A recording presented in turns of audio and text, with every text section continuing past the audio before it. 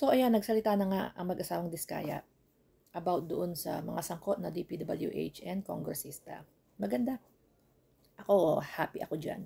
Happy ako. And naniniwala talaga ako na may finger ang mga kongresista. Hindi lang ang kongresista, mga senators. No? So, pinangalanan nila. From Congress, DPWH. Pero wala siyang pinangalanan ng senators. Wala daw. Sabi niya, wala daw. No? Which is, hindi naman tayo naniniwala. Naniniwala tayo na may finger ang mga kongresista na binanggit niya.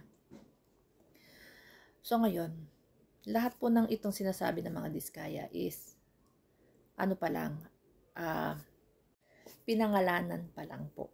Pinangalanan pa lang.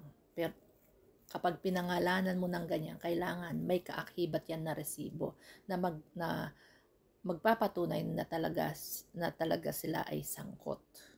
Okay?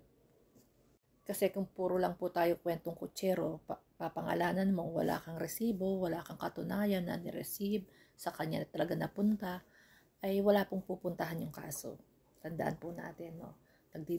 Nagdidiwang yung iba. Ano daw? Pinangalanan na daw, saldi ko. At saka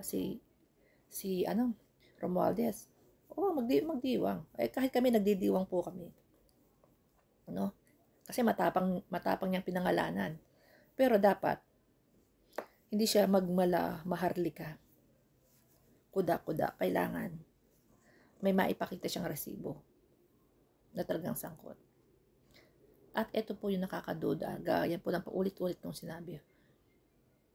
Ang record niya hanggang 2022, from 2022 lamang, till present. Wala siyang record ng 2026 hanggang 2021. Bakit? Kung kailan ka nag-umpisa ng mangontrata sa DPWH, hindi ba? Mahalaga yun. Yung mga files na yan, yung mga dokumento na yan from 2016, wala kang record hanggang ngayon.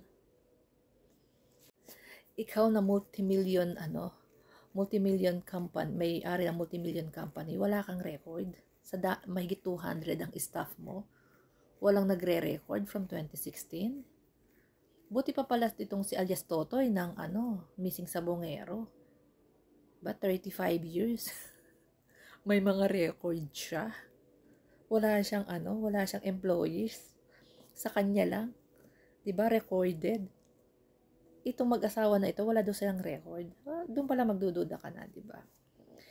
Pero gaya po ng ulit-ulitin natin. Naniniwala ako sa mga binanggit niya. May finger itong mga tao na ito.